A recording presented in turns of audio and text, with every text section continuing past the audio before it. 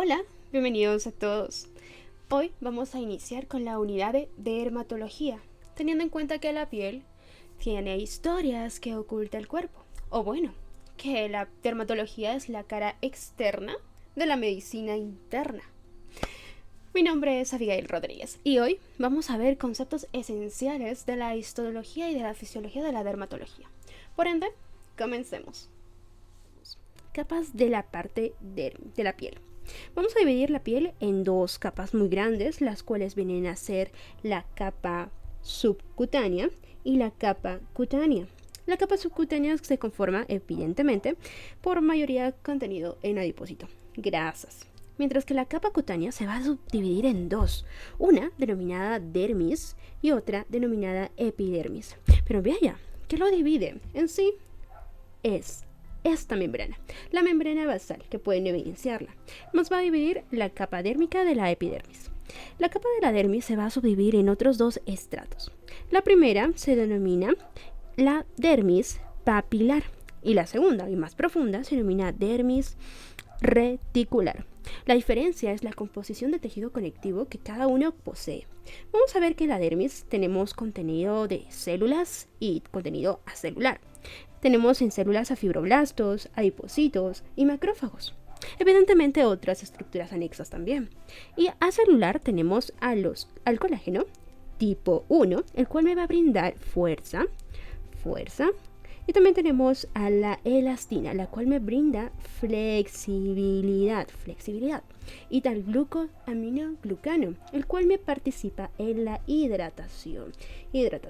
Recordando de aquí, el glucosaminoglucano son moléculas de glucosa unida de carga negativa, la cual me va a traer carga positiva, como es el sodio y otras iones que son cargas negativas, como el cloro, y por osmosis me va a traer aquí a la molécula de agua, lo cual me genera hidratación.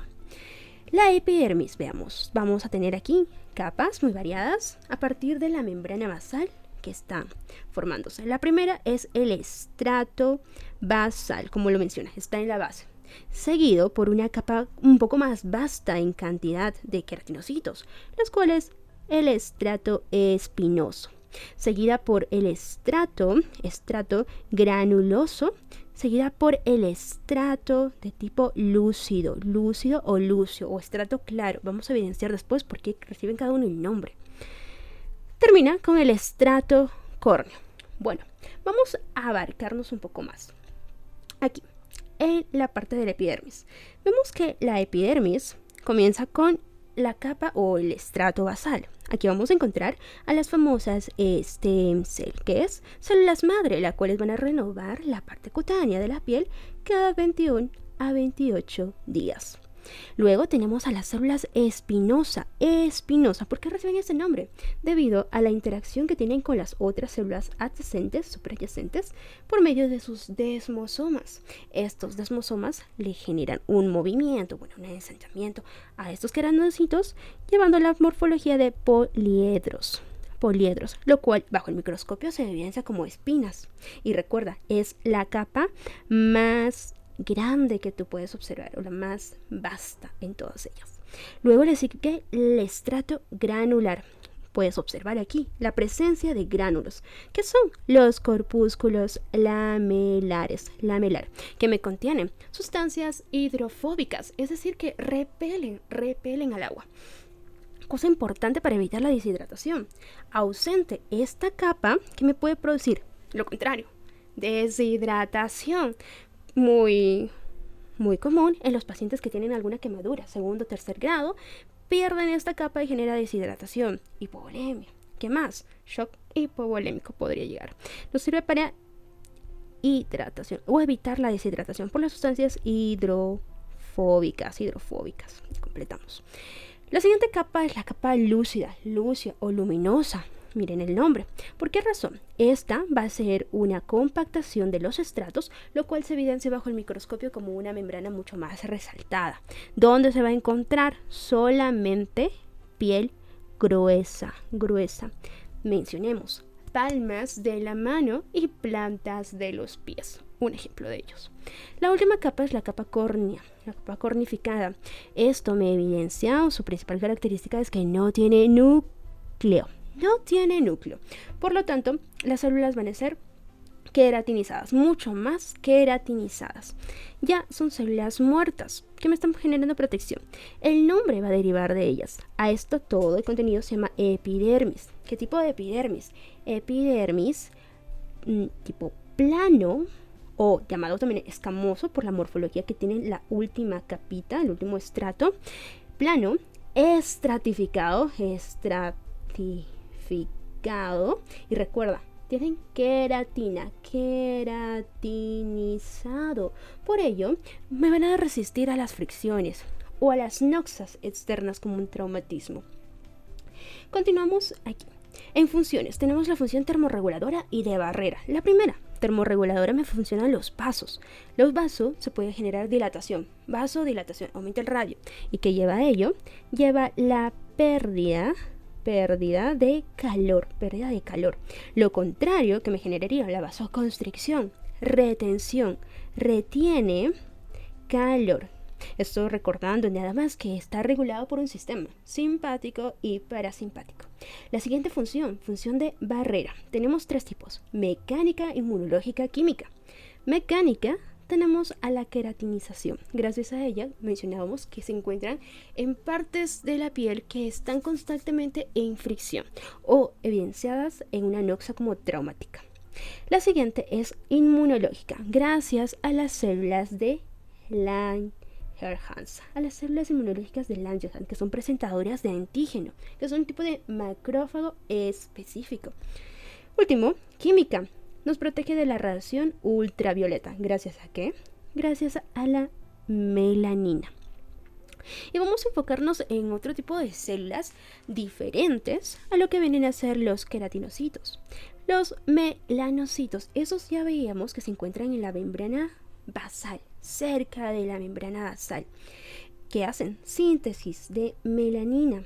¿Y cómo lo van a poder transferir suprayacentemente a los queratinocitos? Gracias a unas vesículas denominadas melanosomas. Mira, la melanina, ¿qué función tiene? Convertir la radiación ultravioleta, que es teratogénica, a una menos noxa, como el calor inocuo de la radiación ultravioleta.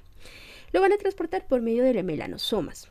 Vamos a evidenciar un video en el cual van a estar transfiriéndose este tipo de sustancias a los queratinocitos.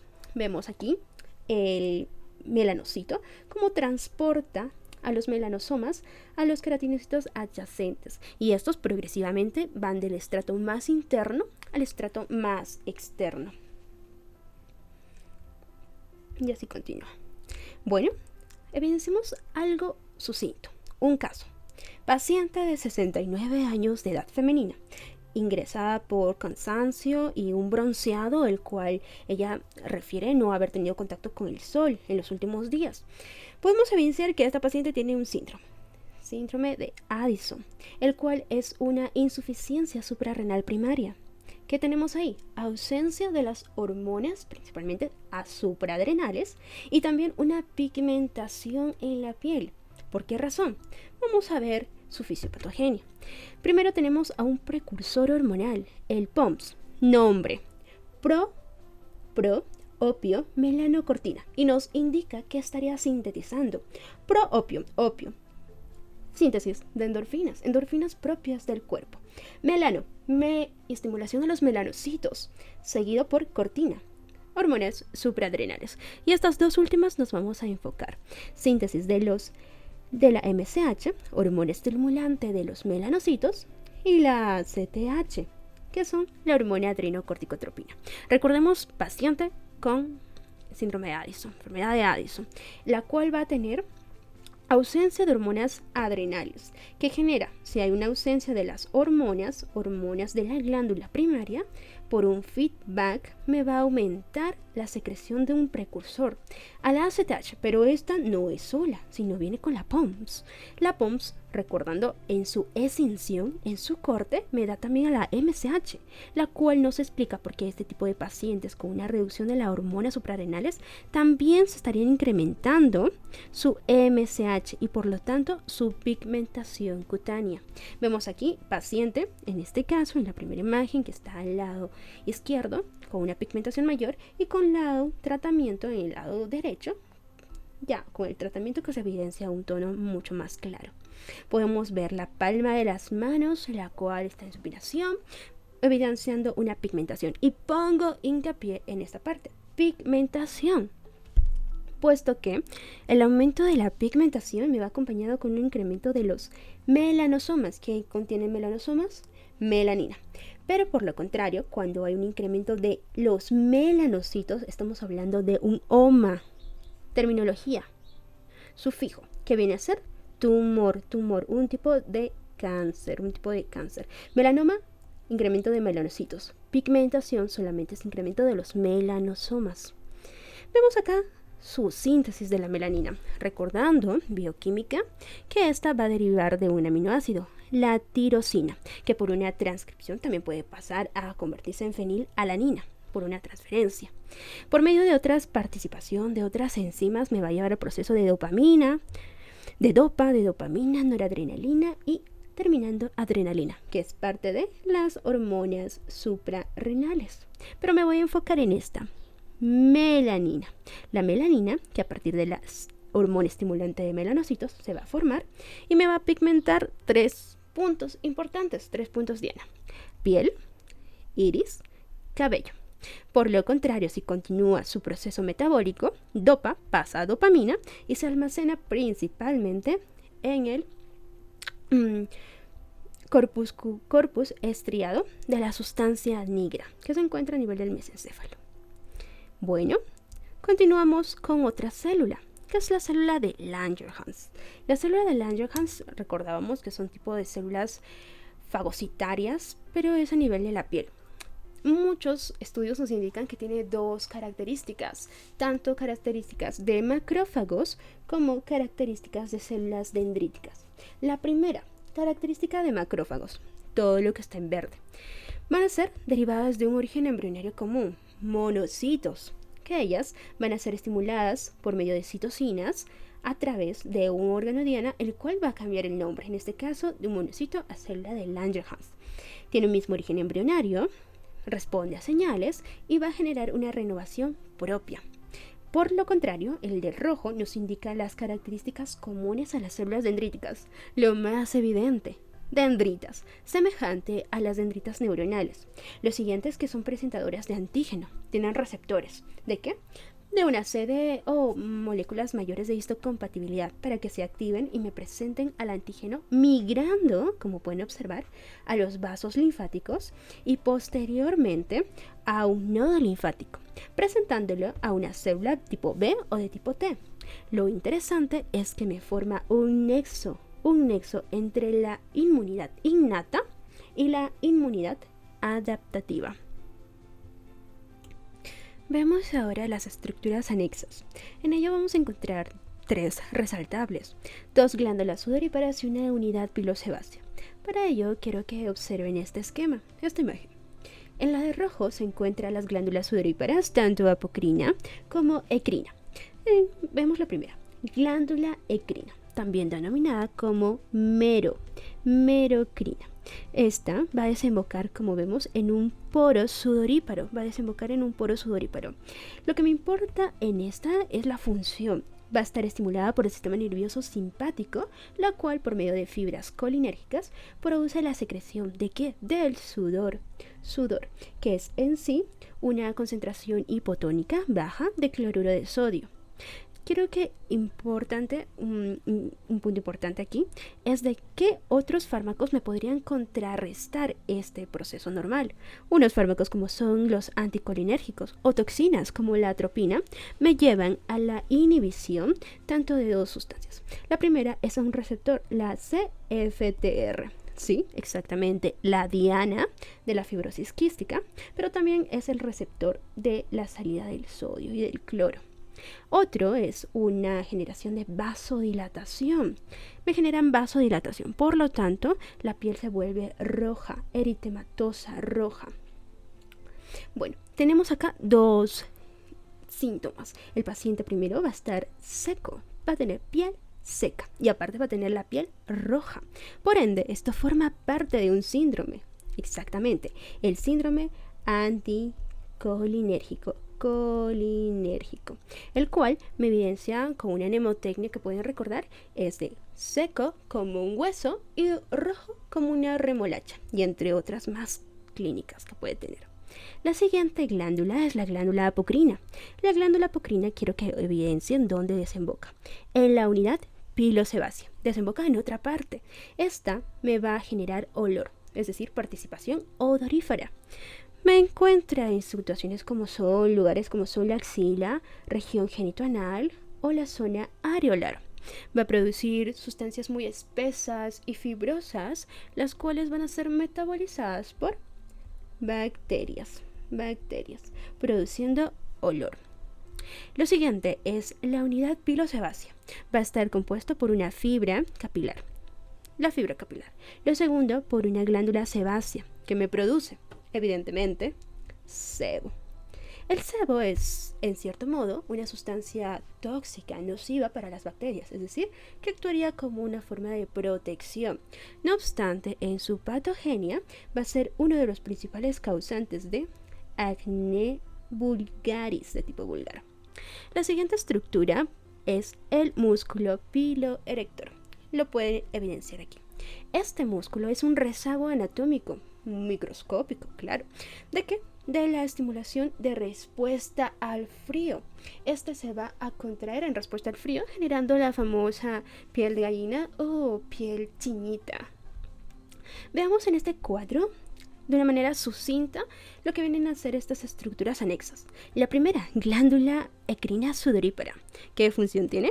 Termorregulación por la salida de sudor, concentración de sodio hipotónico, cloruro de sodio hipotónico, por medio del transportador CFTR, donde desemboca en un poro sudoríparo. La siguiente, glándula apocrina o sudorípara, que genera productos proteicos que van a ser metabolizados por las bacterias. Función odorífera, donde desemboca folículos pilosos. Y por último, unidad pilosa, que va a tener formación de fibra capilar formada por queratina, músculo piloerector, que va a ser una respuesta vestigial al frío, glándula sebácea, la cual produce sebo, pero que es una protección contra la bacteria. Sin embargo, cuando se altera es una patogénesis del acné vulgaris. Bien, a partir de ello podemos entender los cambios histopatológicos. Ya vimos la forma normal, funcional que debe estar presente en la piel. Ahora, alteraciones a partir de estas reciben un nombre que tiene un consenso. La primera, vamos a ver, es la hiperkeratosis. ¿Qué viene a mencionar esta? Que va a haber un engrosamiento del estrato córneo. Y vamos a tener dos tipos en sí: ortokeratosis y parakeratosis. ¿De qué depende esto? De la presencia o ausencia del núcleo.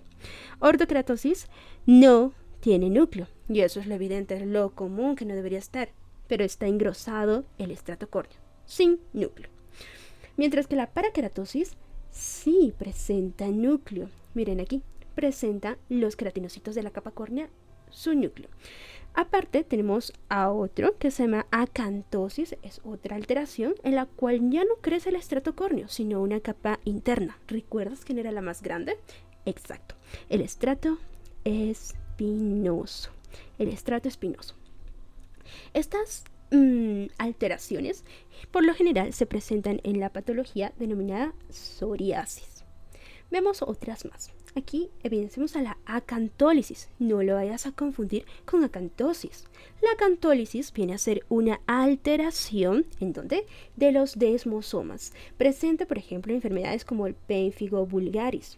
Vemos que aquí hay una separación de las uniones adyacentes de los queratinocitos. Queda por medio de los desmosomas. Al momento de separarse, mira, me forman unas estructuras circulares y muy eosinofílicas. Pequeñas bolitas rosadas, eosinofílicas y redondas. Acantólisis. Seguimos con un proceso de reducción de la parte tisular. Erosión que viene a ser una pérdida parcial de la epidermis. ¿Va a estar presente la dermis? Sí, pero si esta progresa puede llevar a ulceración. ¿La ulceración qué es? Es una pérdida total de la epidermis con una porción, evidenciar, con una porción de la dermis. Y ojo, que por esta zona se encuentran también vasos sanguíneos. Por la parte inferior de la dermis y hipodermis se encuentran vasos sanguíneos, los cuales si son lesionados, lacerados, ¿qué me produce? Sangrado. Tenemos aquí otro, disqueratosis. La disqueratosis viene a ser alteraciones de la queratinización. Queratinización lo que me provoca es cambios morfológicos, como puedes evidenciar aquí, cambios morfológicos de los queratinocitos y aparte eosinofilia en ellos, donde puede estar presente en enfermedades como son el carcinoma de células escamosas. Y también tenemos a la espongiosis. Espongiosis viene a ser un aumento de turgencia, que edema. Está presente, por ejemplo, en dermatitis atópica o dermatitis por contacto, los cuales también se puede evidenciar infiltraciones de leucocitos, comúnmente linfocitos o neutrófilos. Ahora veamos a las lesiones. ¿Estas qué son? Son hallazgos dermatológicos y también tienen un consenso. Por ende, tienen una terminología. Vamos a tener primarias y secundarias. Las secundarias derivan en sí de la primaria, ya sea por una evolución, por un traumatismo, por una infección, etc. Pero nos centremos primero en las primarias. Estas se van a clasificar dependiendo de dos características. Si presentan elevaciones o no, y si tienen una medida mayor o menor a 1 centímetro. Y hago un paréntesis. Algunas bibliografías también consideran a la medida de corte a 0.5 centímetros, pero en su mayoría está a 1 centímetro. Nosotros trabajaremos con 1 centímetro. Mácula y parche. Comencemos. La mácula y el parche, como observas aquí en la imagen, no presenta elevación. La diferencia entre estas dos es la medida, efectivamente. La mácula tiende a medir menor a 1 centímetro. Solo voy a poner uno. Un ejemplo de ella son las pecas. Lo segundo es los parches, tiende a medir más de 1 centímetro. Un ejemplo de ello es el vitiligo, la ausencia de pigmentación en zonas delimitadas a más de 1 centímetro. Lo otro es el melasma, lo cual viene a ser un aumento de pigmentación por exposición solar. Seguimos con la pápula y la placa. La pápula y la placa, como puedes ver, sí tiene una elevación. La pápula mide menos de 1 centímetro y tenemos ejemplo al acné vulgaris. Ya sabíamos un poco de su fisiopatogenia. La placa, por lo contrario, tiene más de 1 centímetro y hasta está presente en patologías como la psoriasis. Nódulos. Esto se caracteriza, importante, por la induración. Aquí puede ser muy variable. Varía el centímetro. Puede ser más o menos de 1 centímetro. Lo característico es que tienen induración. La vesícula viene a ser también un contenido elevado, puedes presenciarlo, elevado, pero está lleno de líquido, presenta líquido. Un ejemplo de ello es la herpes simple, pero va a medir menos de 1 centímetro, eso es lo que le caracteriza. Mientras que la bulla también tiene líquido y mide más de 1 centímetro. Tiene su elevación por el líquido y mide más de 1 centímetro. Ejemplo de estas dos está en el pénfigo bulloso y en el pénfigo vulgaris. Seguimos con la roncha. La roncha también tiene una variación de los centímetros de la medida, puede ser más o menos de 1 centímetro. Lo que le caracteriza es que presenta prurito, es decir, picor. A partir de estas lesiones primarias, las más comunes, vamos a ver a las lesiones secundarias. Sabemos que es un desarrollo, una continuidad a partir de las primarias. La primera, escamas. Mira aquí. Se presenta un desprendimiento del estrato córneo y no es limitado, al menos no es circunscrito en una parte, sino de forma desorganizada. La más común que tenemos como ejemplo es la escama plateada, donde se presenta, por ejemplo, en psoriasis. Seguimos con la pústula. La pústula viene a ser un contenido de lleno, pero ¿de qué? Ya no de líquido, sino de pus, el nombre, pústula. Y vamos a encontrarlos en patologías como el acné vulgaris. Tenemos a la costra. La costra viene a ser un remanente, un rezago que se va a formar en la parte superior de una herida. Esta va a estar formada por detritos ausentes, ya sea de hemáticos, ya sea de la sangre o ya sea de pus. Lo que tiene como función es proteger temporalmente a la herida.